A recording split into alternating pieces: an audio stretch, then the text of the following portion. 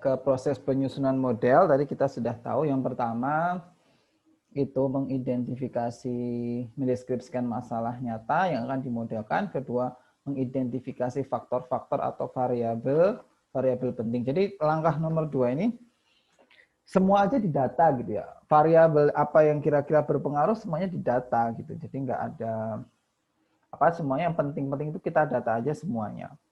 Nah, baru nanti ke langkah ketiga itu kita menyederhanakan gitu ya. Kita menyederhanakan masalah nyata dengan membuat asumsi-asumsi yang logis atau dengan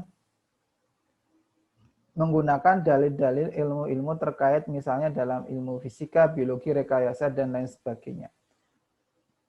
Masalah nyata yang sudah disederhanakan disebut simplified real model. Nah, ya tadi ya, kalau bilang faktor yang mempengaruhi permintaan, misalnya permintaan sandal jepit tadi ya banyak gitu ya.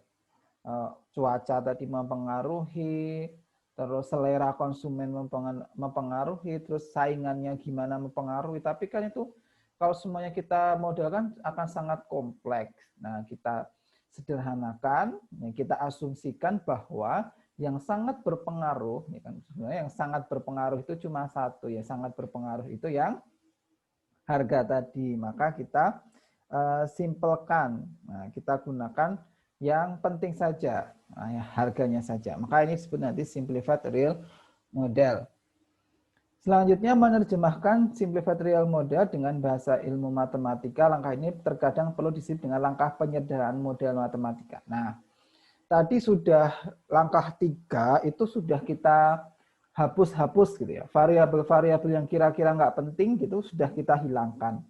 Cuma kita pakai satu bahwa itu variabel harga. Nah, langkah 4 itu kita menerjemahkan ke model matematikanya.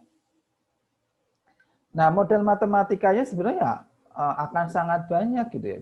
Bisa kita dekati dengan fungsi polinomial derajat 1, derajat 2, derajat 3, atau fungsi eksponen. Bisa jadi kalau dia periodik fungsi trigonometri gitu ya. Maka akan ada banyak kemungkinan. Maka dari sini kita perlu lagi menyederhanakan model. Nah, maka di sini penyederhanaan model di kasus contoh kita tadi cukup mengambil kasus bahwa hubungan antara permintaan penawaran dengan harga itu berhubungan secara linear. Maka di sini ada penyederhanaan model, kita gunakan bahwa model yang kita pakai itu yang model linear. Setelah diterjemahkan, maka akan diperoleh model matematika. Misalnya dalam bentuk persamaan linier, persamaan tak linier, persamaan diferensial, pertidaksamaan bentuk optimisasi, bentuk matriks, bentuk statistika, dan lain sebagainya. Nah, sudah kita sederhanakan. Nah, terus tadi membuat modelnya itu juga ada penyederhanaan asumsi. Nah, maka di sini diperoleh model matematik. Model matematik ya model yang sudah kita peroleh, kita kenal di matematika ya, ada persamaan linier, atau dia non-linier, atau nanti bentuk persamaan diferensial, bentuk statistik, dan lain sebagainya. Di langkah 5 ini kita memperoleh model matematikanya. Nah, kalau sudah diperoleh model matematikanya, kita selesaikan. Ya, gitu ya. Kita misalkan dapat, kalau yang tadi contoh harga tadi, kita dapat sistem persamaan linier. Ya, sistem persamaan linier. Nah, sekarang kita selesaikan. Untuk menyelesaikan model matematika diperlukan pengetahuan tentang bidang-bidang matematika terkait seperti aljabar, analisis matematika, statistika, pemrograman komputer, dan lain sebagainya.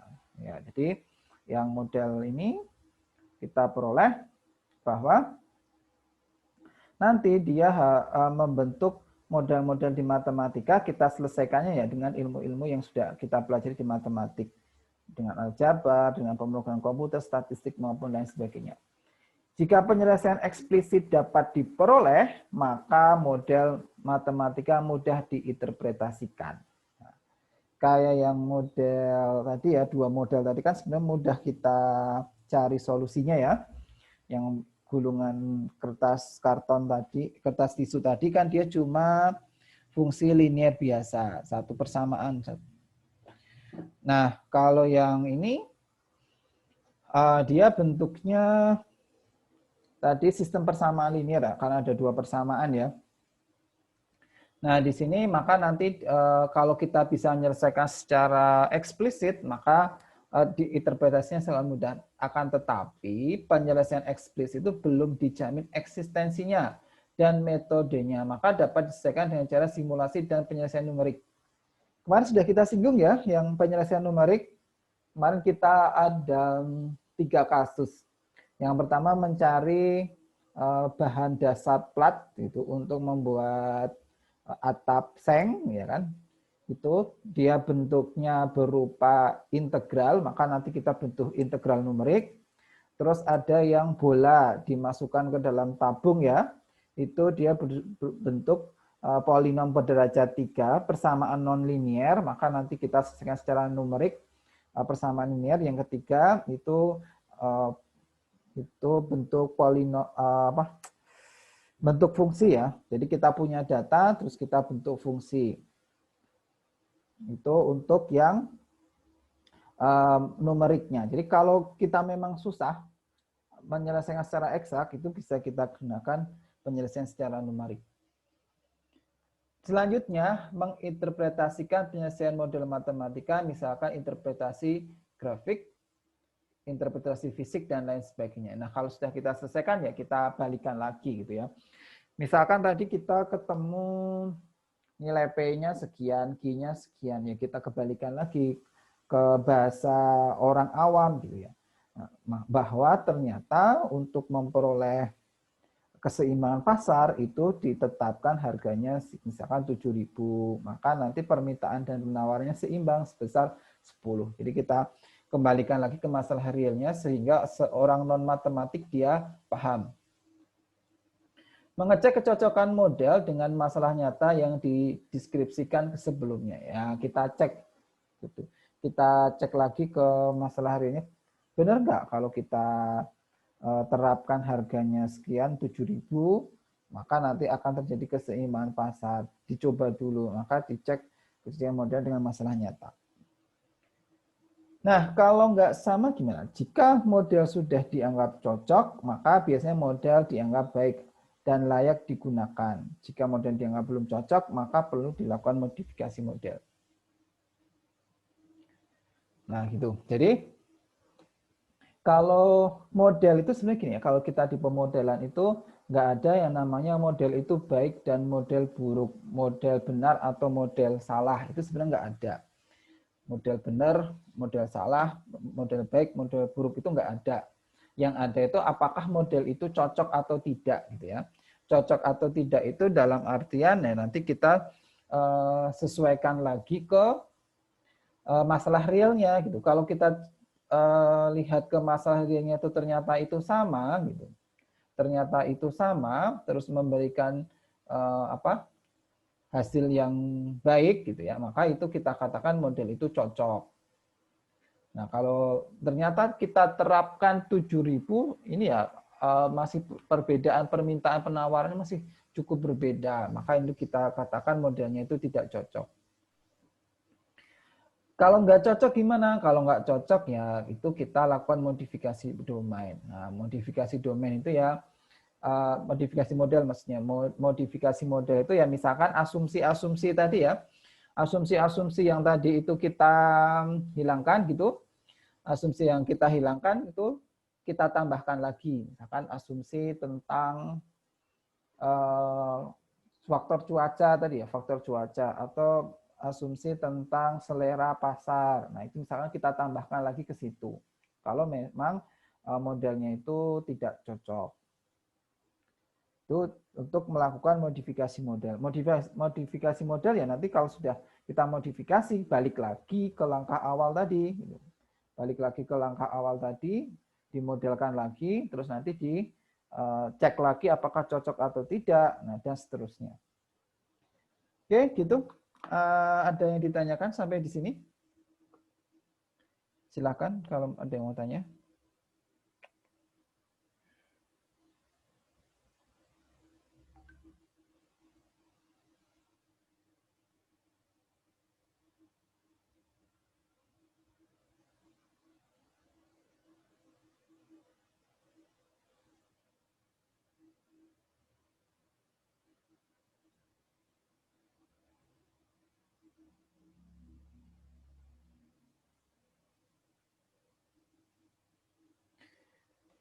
Oke, nggak ada. Nah, kalau nggak ada,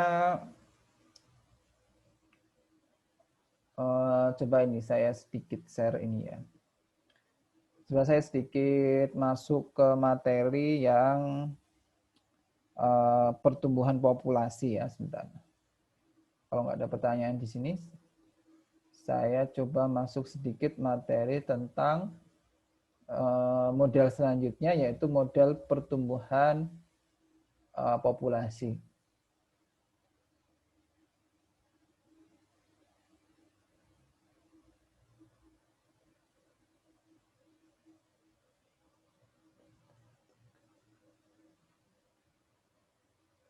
Oke. Oke. Di model pertumbuhan populasi nanti ada 3 model ya. Coba hari ini kita singgung dulu satu model dulu, baru nanti pertemuan selanjutnya biar bisa menyelesaikan yang 2 model. Oke, model matematika pertumbuhan populasi. Model matematika pertumbuhan populasi itu nanti ada diskrit, kontinu, dan logistik. Nah, coba hari ini kita bahas dulu yang diskrit ya. Untuk minggu depan kita selesaikan yang kontinu dan logistik. Oke, contohnya ini. Dalam suatu ekosistem, diasumsikan terdapat satu spesies dengan persediaan makanan cukup. Nah, jadi di sini kita asumsikan ada, misalnya dalam suatu padang rumput gitu ya. Dalam suatu padang rumput itu ada ekosistem, itu ada satu spesies. Nah, spesiesnya cuma satu di sini, spesiesnya cuma satu dan makanannya tersedia secara cukup. Bila N menyatakan besar populasi, T waktu, delta T itu selang waktu, diketahui bahwa jumlah populasi akan berubah setiap waktunya. Maka N merupakan fungsi dari T, yaitu NT. Ya, ya kan kita sudah tahu ya bahwa nanti populasinya itu kan pasti berubah gitu ya, pasti berubah. Maka perubahannya tadi itu si populasi itu bergantung terhadap waktu. Maka kita misalkan N itu fungsi terhadap T, yaitu NT.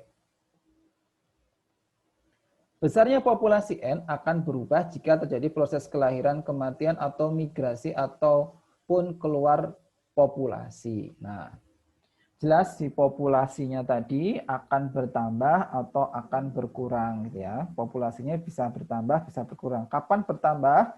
Ya misalkan ada kelahiran atau ada yang migrasi masuk gitu.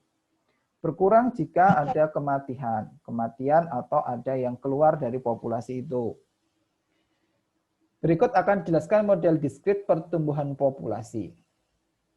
Oke, pertama ini. Jika pertumbuhan populasi proporsional terhadap waktu, maka perubahan populasi persatuan waktu adalah, nah sekarang kita ini ya, jadi seiring bertambahnya waktu, maka nanti populasinya juga akan berubah. Nah, laju perubahannya tadi ya, laju perubahannya itu kita misalkan berarti delta X per delta T gitu ya. Laju perubahannya berarti delta X dibagi sama delta T. Nah, terus delta X-nya itu bisa kita hitung. Delta, misalkan nih ya, ini kita punya, ini waktu ya, ini waktu saat ke T gitu ya, ini waktu saat ke T. Nah, terus ini waktu delta T. Nah, maka di sini kan dia T ditambah sama delta T. Nah, maka untuk di sebelah sini populasinya ya sebesar NT. Kalau di sini populasinya sebesar N T plus delta T. Nah, ini populasinya sebesar T ditambah N delta T. Maka delta N atau perubahan dari jumlah populasi, maka dia sama dengan N T plus delta T dikurangi NT. Jadi setelahnya gitu kan, setelahnya dikurangi sama sebelumnya per delta T. Ini perubahan populasi per satuan waktu. Selanjutnya,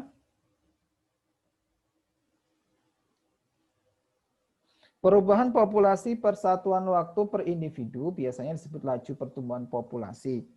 RT disebut dengan, nah sama tinggal kita bagi sama NT. Jadi gini, sebenarnya kalau kita cuma membandingkan jumlah itu nggak cukup, ya kan? Misalkan nih, jumlah perubahan populasi di DKI Jakarta itu per harinya bertambah 1000. Misalkan di DKI Jakarta bertambah 1000. Terus ada daerah lain, misalkan tadi DKI Jakarta kan provinsinya sangat besar ya.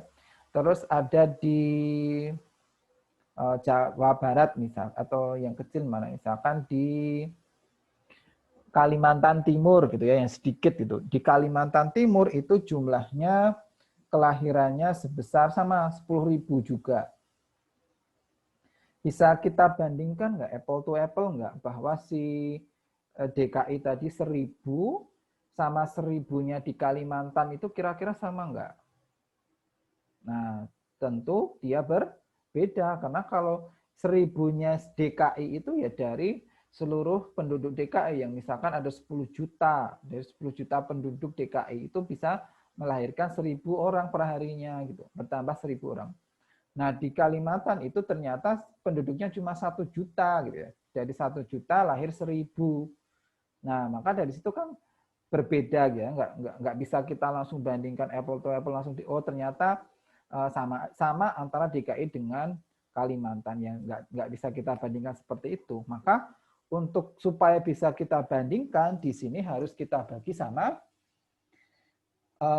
total populasinya gitu. Maka di sini kita bagi sama NT. Jadi laju perubahan persatuan waktu tadi kita bagi lagi sama NT. Maka kita peroleh laju pertumbuhan populasi. Oke, gitu. Lanjut. Setelah itu,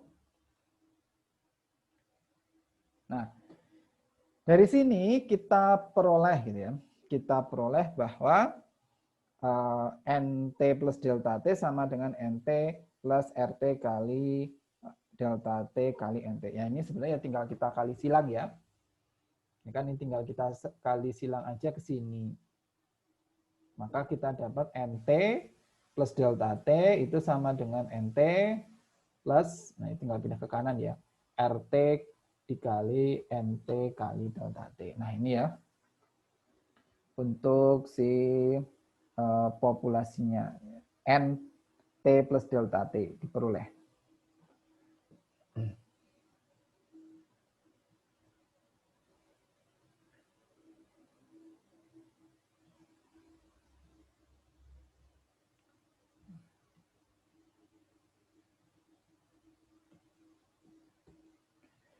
Nah, sekarang pertanyaannya gini, kita itu kan sebenarnya udah dapat ya, tujuan kita itu akan mencari NT plus delta T, itu kan tujuan akhir kita itu kita ingin mencari NT plus delta T, atau kita ingin memprediksi ya, nanti setelah 1 tahun misalkan itu ada berapa gitu. Jadi sebenarnya yang penting itu kita mencari ini NT plus delta T. NT itu udah ada ya, NT itu udah ada di data. Saat ini itu berapa kan sudah tahu. NT ini juga udah tahu, delta T juga udah tahu. Nah, yang belum tahu itu RT. Nah, jadi yang jadi masalah itu bagaimana menentukan si RT. Karena yang NT tadi udah ada, delta T sudah ada. Bagaimana kita akan mencari NT plus delta T? Itu kita butuh si RT. Nah, sekarang bagaimana mencari RT ya? Nah, jika migrasi dianggap tidak ada, maka pertumbuhan populasi hanya bergantung pada kelahiran dan kematian. Ya. Jadi kalau tidak ada migrasi, maka nanti tambah dan kurang itu cuma berdasarkan kelahiran dan kematian saja.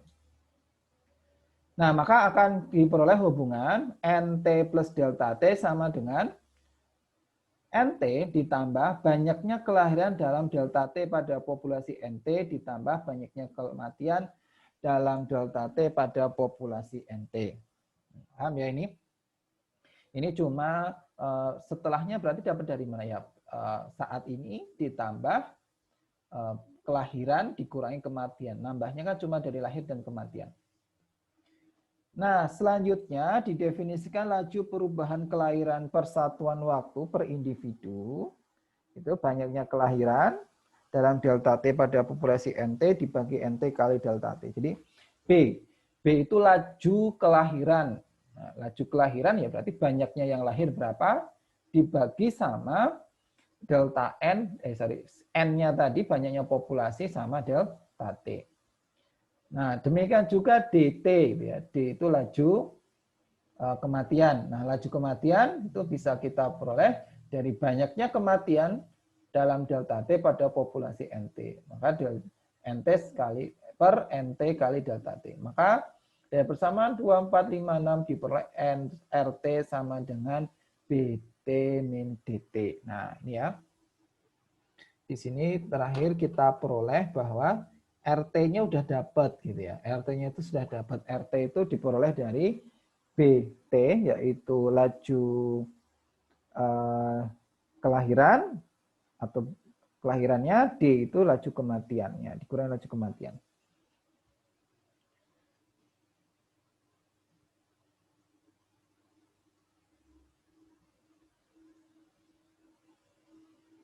Nah, maka ini sudah dapat ya, ini rumus yang kita ini tadi. Nah, ini N, T plus delta T ini kita sudah peroleh.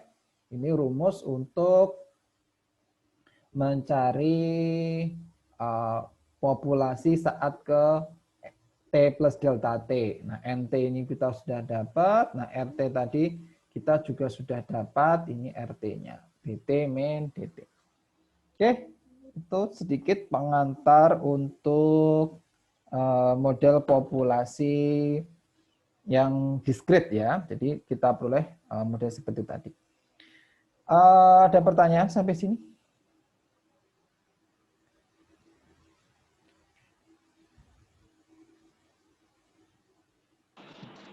Nggak ada, Pak.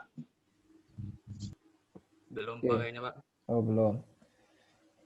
Oke, sebentar ini, Mas. Saya lanjutkan sedikit atau cukup ya?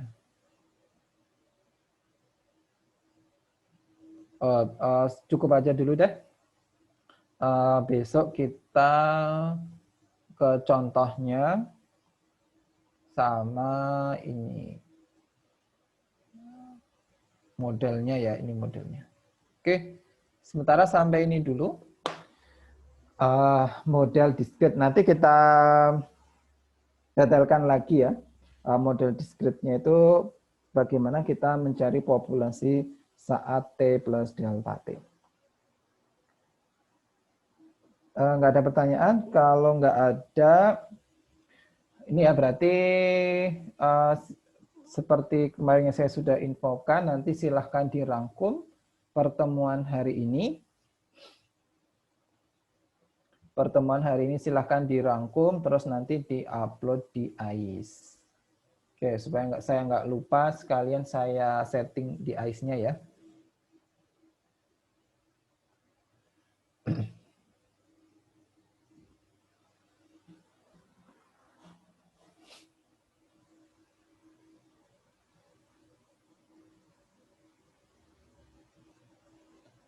Oke, sekalian saya setting.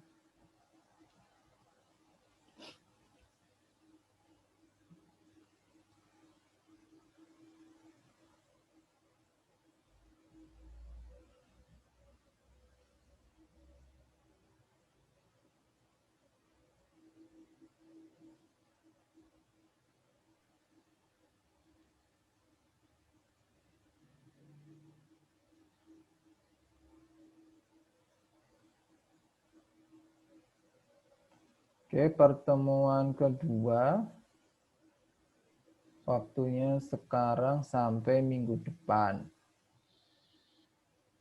Tugasnya itu rangkuman ya. Rangkuman materi pertemuan apa ini tadi tentang ya ada pertemuan kedua ya, ini berarti pertemuan kedua. Oke, silahkan dibuat. Kalau di jadwal kita kan masih sampai 15.30, masih ada waktu sekitar 40 menit. Silahkan kalau mau buat merangkum, terus nanti kalau sudah dirangkum, di-upload di AIS ya, di bagian ini aktivitas perkuliahan, terus nanti kamu upload di tugas pertemuan kedua. Pak, mau nanya Pak. Ya, silakan. Ini tugasnya dalam bentuk apa Pak? Catatan aja, catatan. Jadi nggak usah diketik, PDF atau Word gitu ya Pak? Nggak usah, cukup ini aja apa? Catatan kalian aja. Ya ini kan sebenarnya Terus buat record materi ini dikasih ke kita nggak Pak? ya nanti saya upload di YouTube kalau mau dilihat lagi. Nanti saya upload, tadi saya record.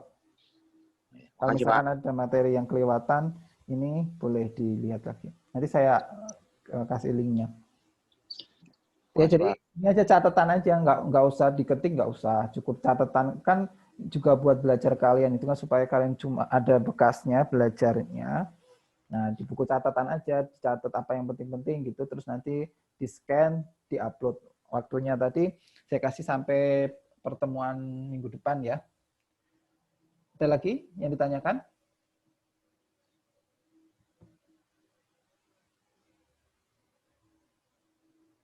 Cukup? Kalau cukup kita akhiri dulu. Bapak, maaf Pak. Ya, silakan. Yang sit-in kirimnya ke email Bapak yang mana ya? Yang UIN CKT. Yang UIN CKT ya. Yang Win CKT. Ya. Iya, makasih ya Pak. UIN. Oke.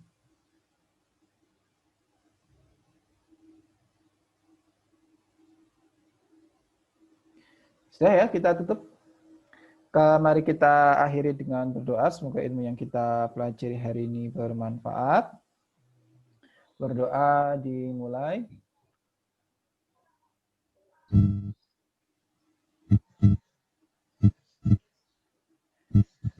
Amin. Sekian. Terima kasih. Assalamualaikum warahmatullahi wabarakatuh. Waalaikumsalam. Terima kasih Pak. Terima kasih, Pak. Terima kasih.